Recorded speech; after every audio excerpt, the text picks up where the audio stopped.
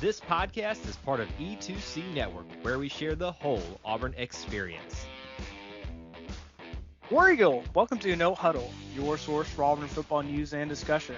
Part of the E2C Network. I'm AJ Richardson. I'm also here with Jared Davis.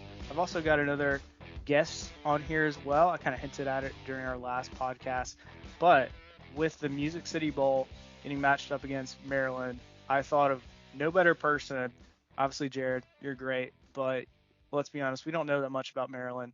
I brought on somebody that I know very well. I used to work with them for a few years, and I call him Swaggy Z, but his real name is Mark Zoller.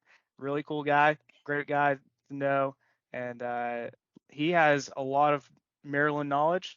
So, Mark, welcome to our podcast. Welcome to the No Huddle Show, and we're really excited to have you on. Learn some more about the Maryland Terps, whatever the heck a Terp is. I hope we learned some things from you during this podcast. How are you doing, Mark?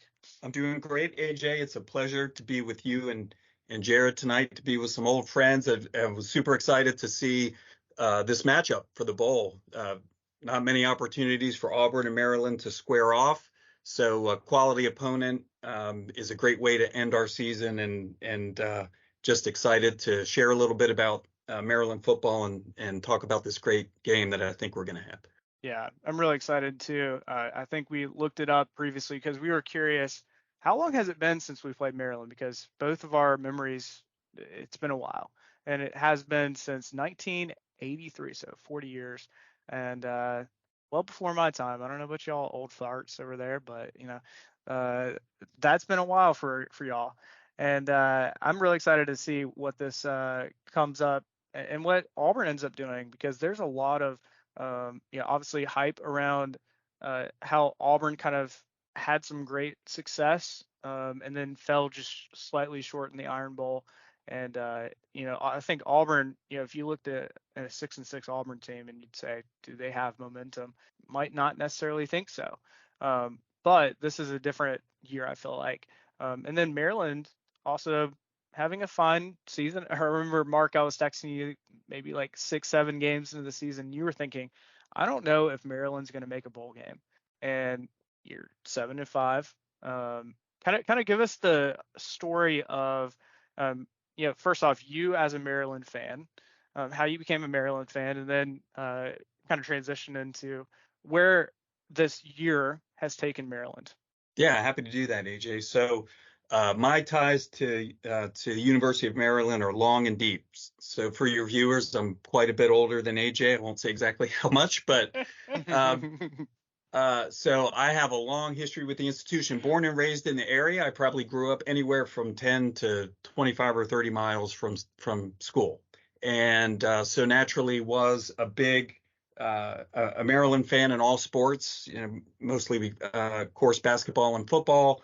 As a young kid, and as an ACC guy, I know we're in the Big Ten, but we were, the Jefferson Pilot and then Raycom Game of the Week in the ACC used to be what we'd always watch. So I grew up going to games, watching games, being a huge fan. And then when I was still a kid, my mother, she finished her degree at night at Maryland, and so she would go to class in the evenings. And I would ride on down with her. And while she was at class, I'd go up to the student union. I'd get something to eat. And then whatever game or whatever sport was in season and practicing, I sat there and watched it. So it could be men's or women's basketball. It could be football. It could be lacrosse, baseball. It could be anything.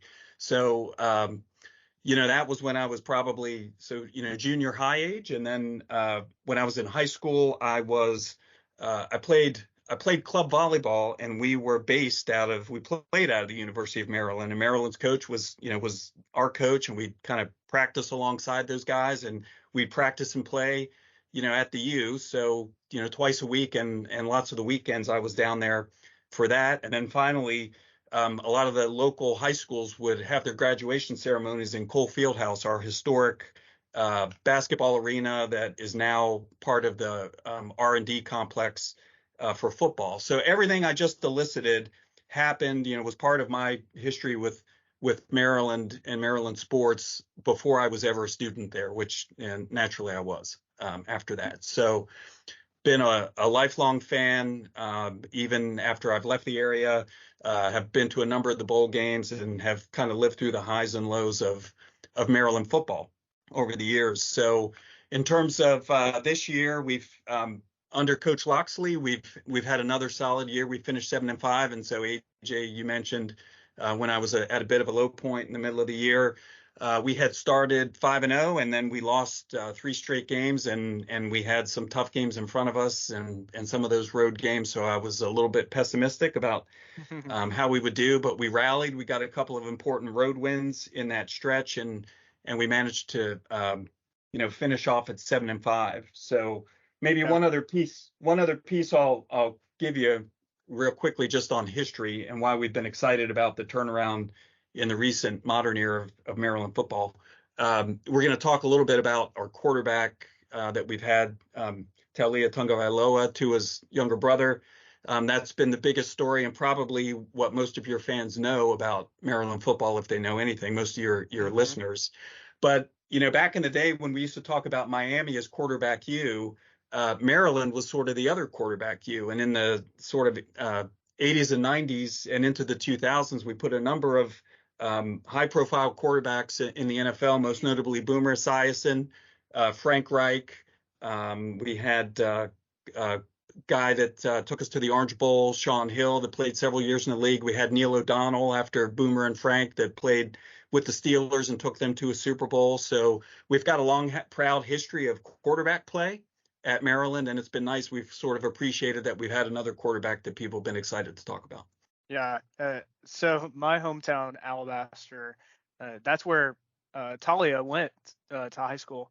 So my family got to see him in person, really close, before he went off and started kind of what he go to Alabama for like a year, didn't really play there, and then transitioned right over to Maryland.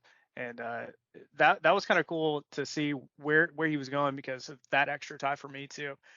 Since we're kind of talking about him, let's kind of open up the discussion around him opting out of the bowl game because I feel like that's kind of obviously the trendy thing to do, especially if you are going to be going to the NFL draft and you think you're going to be drafted pretty highly. But I was starting to kind of think through this. He's obviously got some great stats. He's the all-time Big Ten passer. He's literally got 11,256 yards passing, which to me just blows my mind because Auburn can't even put together a quarterback that can throw like 4,000 yards in a season. And this guy's doing it over his career, over 11,000 yards. So I wanted to talk through, what do you see in Talia, and do you see an NFL kind of career with him, and anything related to the bowl game? Yeah, so I'd say AJ, he's definitely on the cusp. So it's unclear if Talia will be drafted, and according to all the boards, he might sneak in day 3 or he might not. I think he's likely to be signed as a free agent and get an opportunity to compete for a slot during somebody's camp.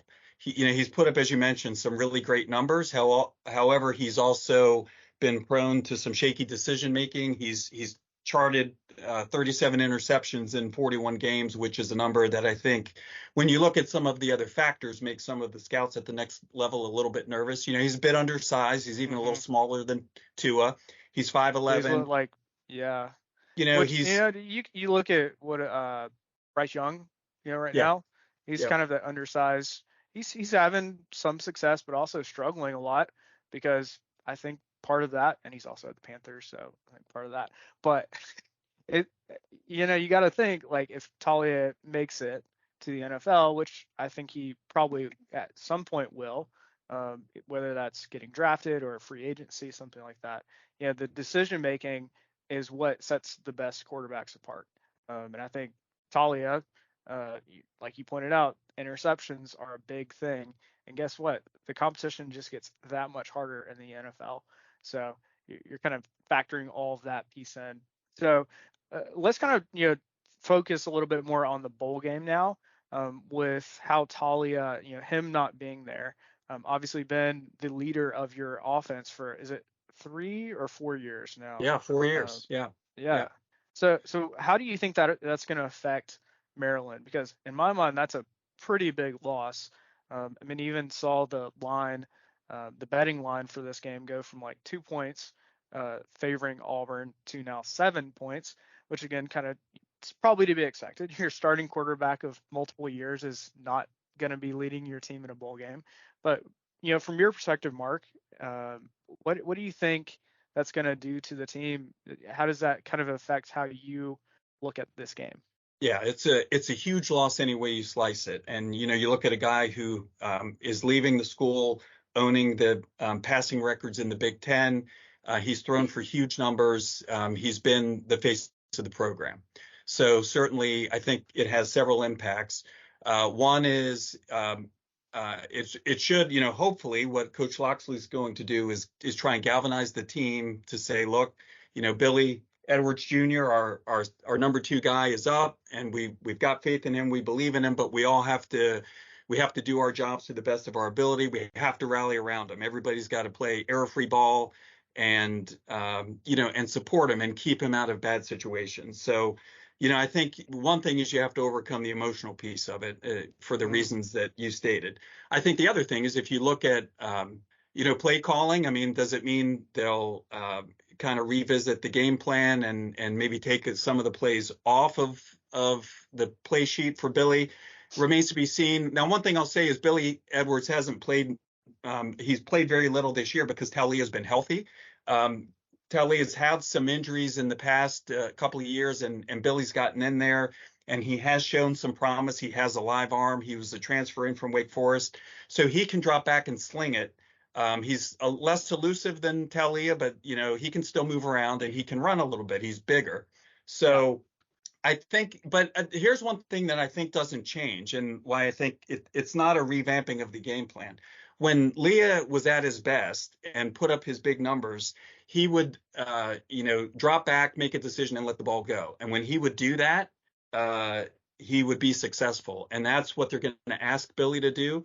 The way that this offense operates, they throw a lot of short and medium range passes to some very talented skill guys. And so that, the strategy is to quickly get the ball into the hands of the playmakers and let them go and make plays. So if they can really focus sharply on that, Billy can be successful. It's just a matter of execution. Yeah. Mark. Yeah, go ahead. Well, I wanted to jump in real quick, and I didn't even say anything earlier, but how do you get the nickname? Is it Swaggy Z, by the way? Is that what he calls you? Yeah. It is. So I've been working with AJ for I don't know how many years now. I don't have a nickname. And definitely not as cool as Swaggy Z. Well, I was the self-appointed purveyor of nicknames when we worked together. Okay. And actually, I was credited with, as I used to tell people, my powers in this area were absolute. And so whatever nickname I would tag them with, that would tend to stick. That was the one. AJ's was one of the first ones because, of course, I met him after through our mutual friend Jim when I came to work there and understood the Auburn connection and we know what a big Auburn environment it is there. And so being a very young fella at the time that I met him, I nicknamed him Tiger Cub. And that's always, that always stuck. So I don't know if that's news, if that's a new one for your listeners, but, he is still Tiger Cub in my eyes. That will but always... you'd have to ask, AJ gave me that one, so you'd have to ask him. Swaggy. Well, I'm going to work on, I need to become cooler so I can get one myself because I don't have one. But real quick, because we don't see a lot of the Maryland games throughout the year. So for an Auburn fan watching the game, are you a team that, because I feel like with Auburn, by quarter one how the game's going to go. So are y'all similar in that facet of however quarter one goes, that's probably how the game's going, or are y'all built more about coming back? I mean, do you understand the question? Like we know by quarter one if this is going to be really good or really bad. Yeah. How do y'all typically operate in games that you win? How do you operate? Well, I would say the number one criteria as a fan that I'm watching is how competitive we are at the line of scrimmage. Year in and year out, sort of any Maryland team tends to have good skill players. Like we put a lot of wideouts in the league, in the NFL, and we'll put some running backs, and so we're typically pretty well stocked at the skill positions.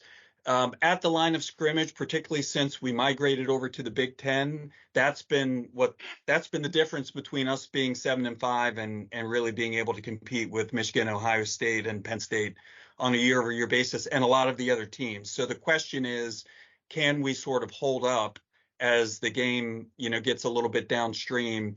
And be competitive at the line of scrimmage and just play good fundamental football. And the other sort of thing that I've tended to watch has been, can we get on defense? Can we get some pressure on the quarterback? Because we tend to play a lot of zone, keep the play in front of us. And you know how it is. If you don't bother the quarterback with that strategy, then he can pick you apart for 300 all day. And so it's been more about seen Peyton be Thorne? competitive. Yeah, let's be careful. 300. We were Alabama. Our quarterback was like 5 of 16 or something like that. Yeah, and we had multiple games where we had jokes. Are we going to Yeah. have 100 yards passing in that game? And sometimes we didn't have 100 yards passing because it was that bad. Mark, I will tell you that we basically only have 2 legit options at receiver right now, and one of them just transferred. So Yeah. if that's comforting for you, then that's some positive news for Maryland fans. I can almost guarantee you, Mark, we will be running the ball like 75% of the time because I don't know if we're going to have any passing game. Maybe they can concoct some sort of plays that they can throw to a wide receiver that's wide open, but I highly doubt it. Like we just didn't have that all year. We had a few plays where we were able to make something happen in the passing game, but it felt like it was very inconsistent. And that's where I'm so glad we had such a deep running back room this year.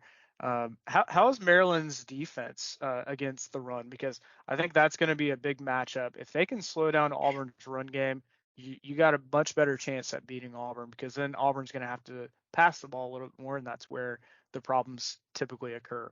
Yeah, it's been better this year. Honestly, that's been a weak point since we've been in the Big Ten. And if you don't have to know a lot about Big Ten football to know that sort of smash mouth, run the ball between the tackles is still an important part of how they play in that conference. And in some of the years since we've been over there, that's been a real trouble spot to us. We've been better. We're good at linebacker. So one of the guys for you to keep your eyes on is a fellow named Ruben Hippolyte. He's a ball hawk. He's, I think for Maryland to be successful, his name will be called a lot.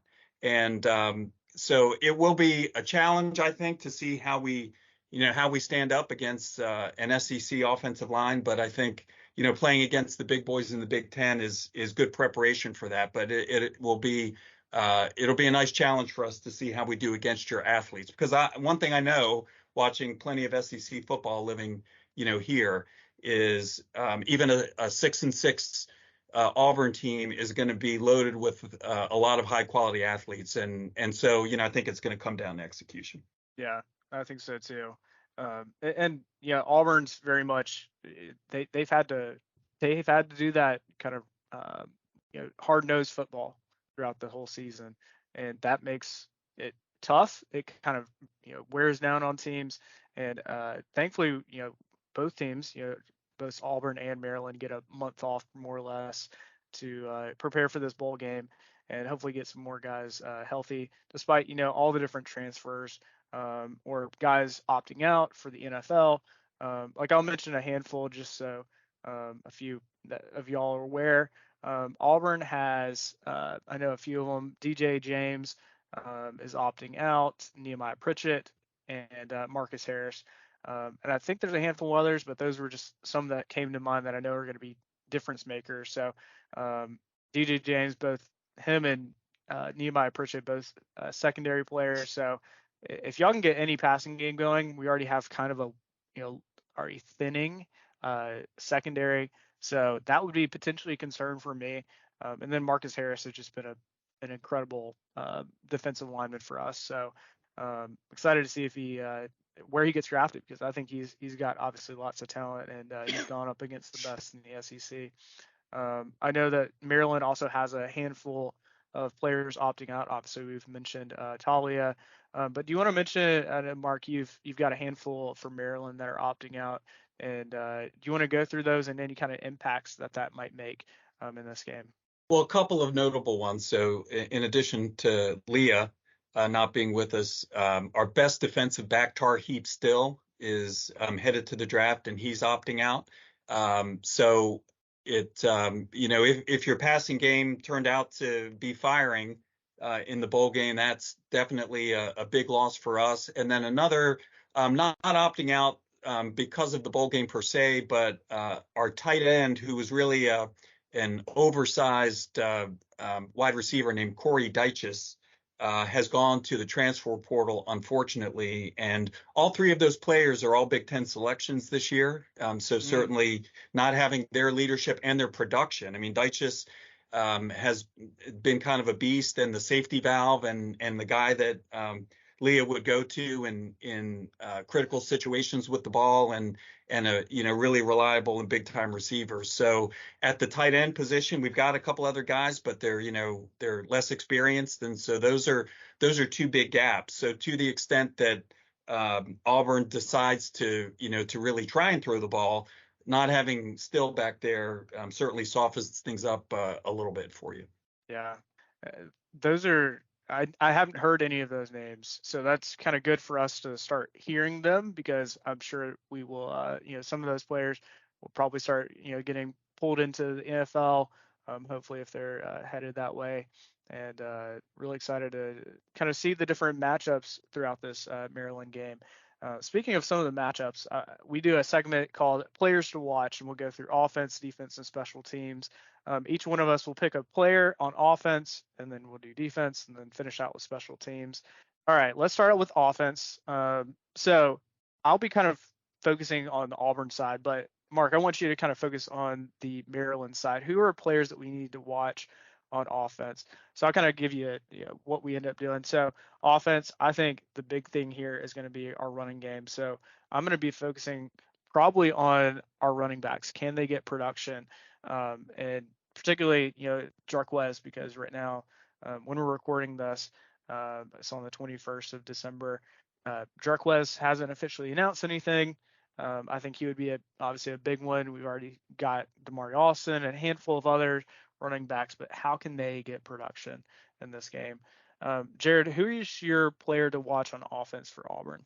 Man, it's probably going to be Caleb Burton, because honestly, he's the only receiver that's had any productive plays in the last 2 months. Besides Fairweather and Javarius Johnson, which Javarius is gone. So yeah, Javarius is gone, and Fairweather. Yeah, you're right about Fairweather. He's a tight end, so I forget about him. But yeah, from a receiver standpoint, because we are going to have to throw the ball some. I agree with you. We're going to run probably 65-70%, but we're going to have somebody try to open up the game plan a little bit. And I think Burton might be the guy. He's going to be the main guy.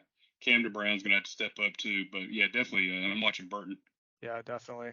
And Mark, kind of from the Maryland perspective, who are some players that Auburn fans should be aware of on the Maryland side? Yeah, so the first one I would say is our primary running back, Roman Hemby. And he's a dual threat guy. He's a really talented runner, but he can catch it and hurt you in the screen game and just on the quick toss. And I over the time he's been there, I've often seen him as a barometer. When they get him involved in the offense early, it's really important for us. If he gets a lot of touches and he's productive, it really keeps the defense honest, and it loosens us up for the bread and butter, which is the short to intermediate passing game, where we get some of our guys working in space. But he's oftentimes sort of the catalyst to get that going. Another guy I'd keep an eye on is a wide receiver named Ty Felton. He ranks third in the Big Ten in yards per reception at 15.1, and he was only behind Marvin Harrison Jr. in the conference. He's a talented guy.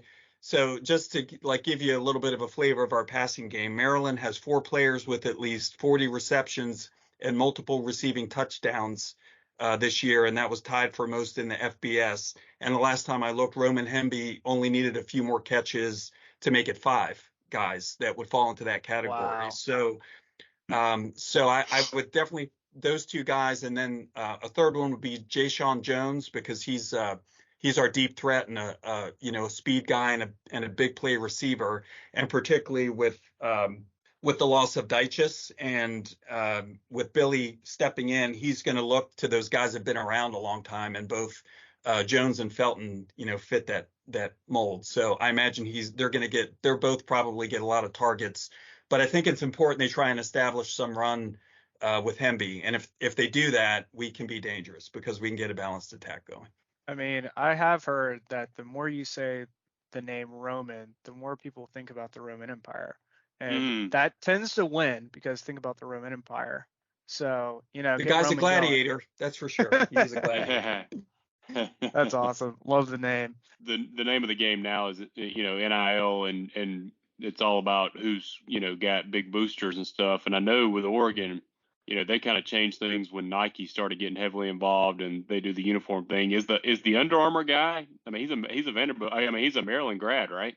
He's not only a Maryland grad, but he played football. Kevin Plank at Maryland, Okay. and so he is the Phil Knight of the East Coast. So is he heavily involved in the school still? I mean, absolutely. I'm He's a major player. He's a major benefactor, and we sort of went that way when Etzel came in. They had that deal where they had 17 or 27 different uniform combinations, and every week it seemed like they had something different, and some of them we definitely could live without.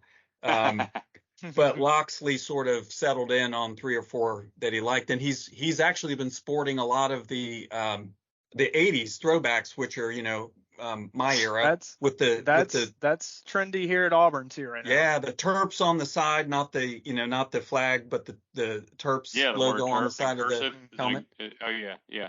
Oh, and but real quick, AJ, to answer your question from the outset, a Terp is just a shorthand for terrapin, and of course, terrapin is a variety of turtle.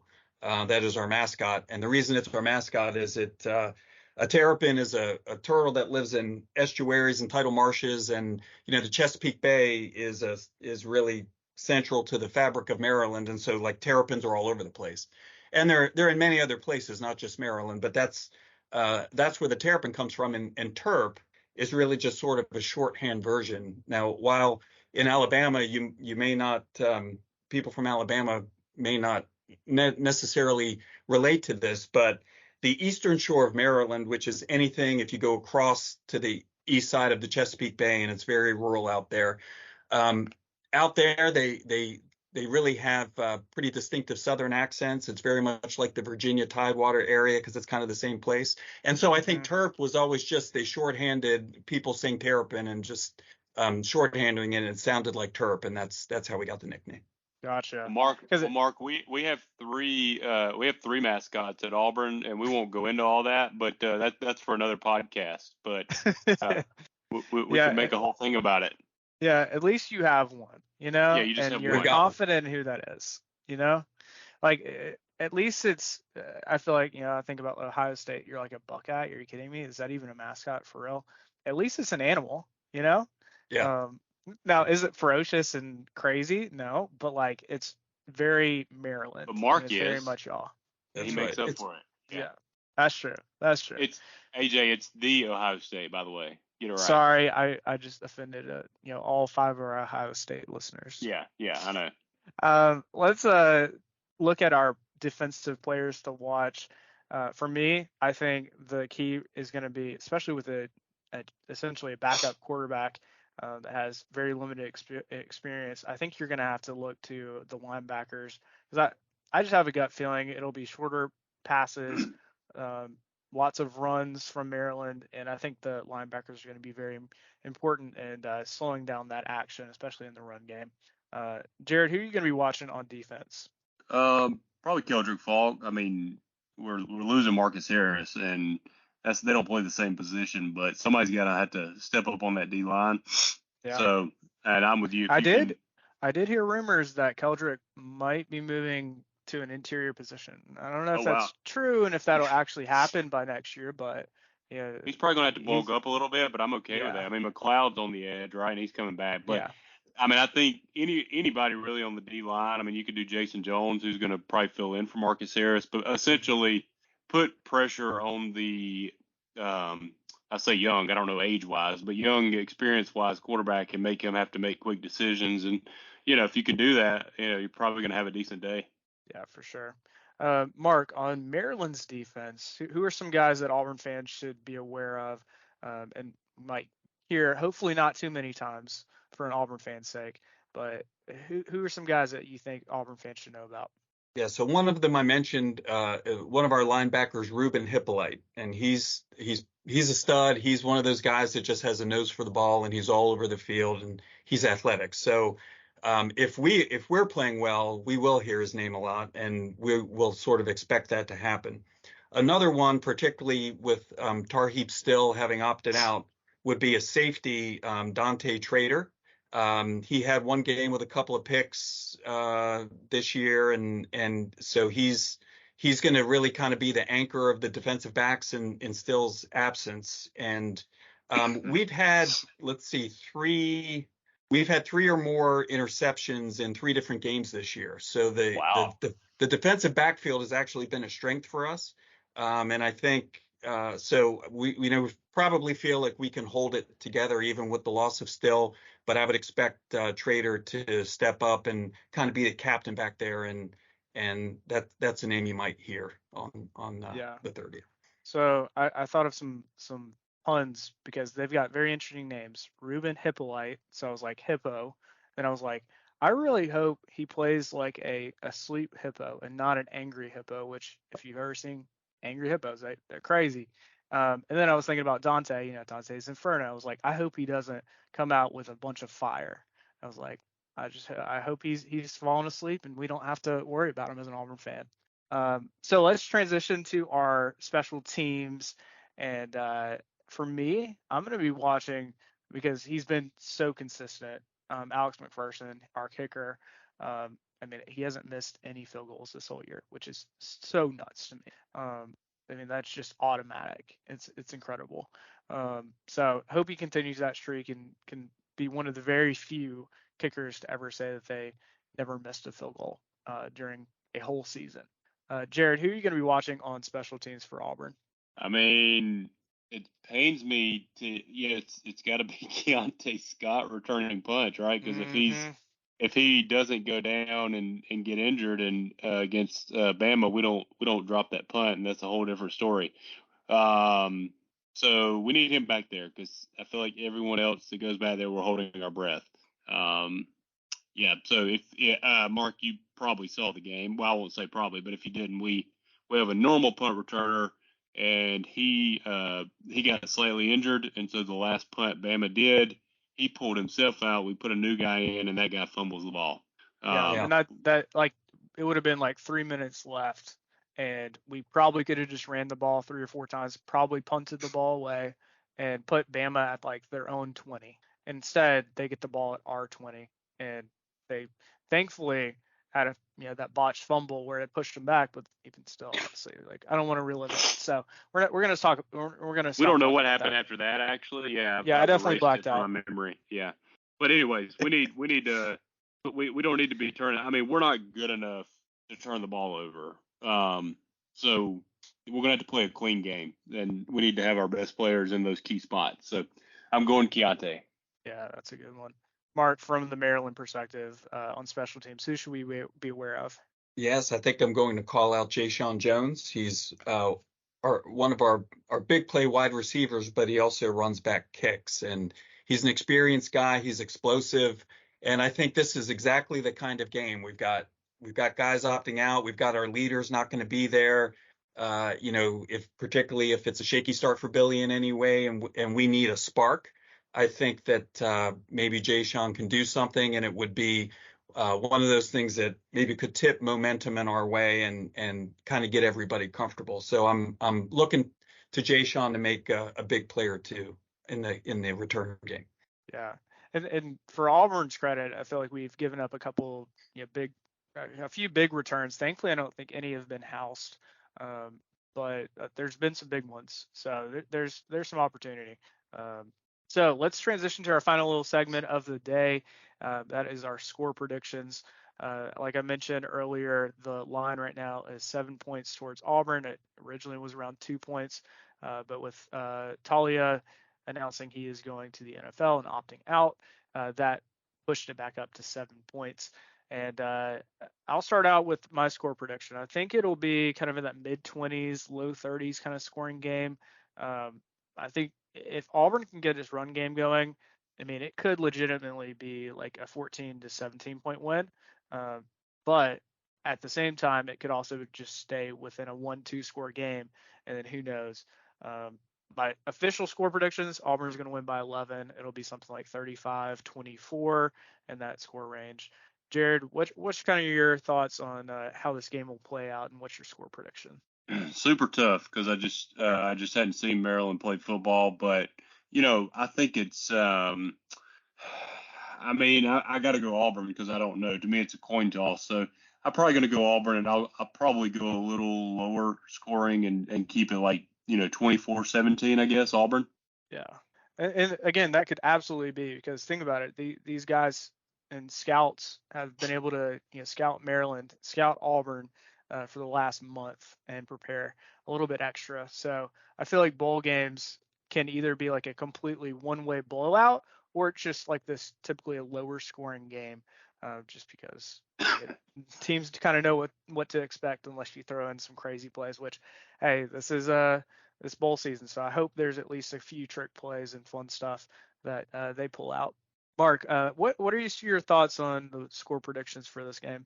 Yeah, so I'm going to go with the Turtles in a close one, 27-24. And really what I'm thinking about in a game like this is, you've got two teams with a whole lot of talented athletes on the field.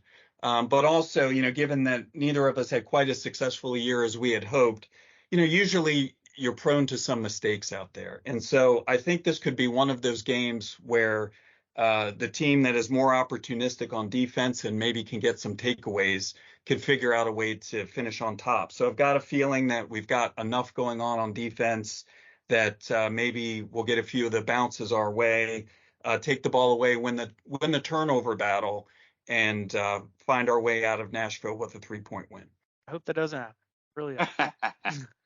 Because Auburn's on a 3-game losing streak in bowl games, and I'm just like, that just hurts me by itself. Hey, we've been to bowls, but I feel like Auburn's motivation has not been there. Is there kind of, now that Talia is not playing and a few other players aren't playing, how do you think, Mike Locksley, your head coach, is going to motivate the guys to get them ready and excited for this game? Well, I think Mike is going to talk a lot about Maryland pride. So I mentioned, this is Mike's dream job. He's a DC area guy. He played football at Towson, which is nearby, but he's an area guy, been a part of our program in all these different regimes. And this is the job he always wanted. And the reason he got the job was because of his prowess recruiting in what we call the DMV, which is DC, Maryland, and Virginia. And if you can win the recruiting battle there, you can be really successful. It's a hotbed of talent, but historically we have a difficult time keeping them at home.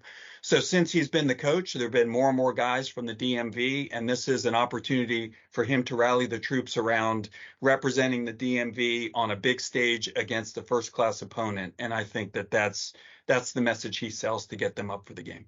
Yeah, and it sounds like that's kind of a consistent theme, even recruiting wise, that he's telling these guys, you come here, you play. I mean, obviously he's got lots of deep roots in Maryland, so I'm sure that'll also help. I think for Auburn, you're looking at the motivation of, hey, you don't want a 6-7 season. You want a 7-6 season if at all possible, and just with how close you were to beating, really, in my mind, the two best SEC teams, Georgia and Alabama. And so you're just like, come on, we need a little bit of redemption.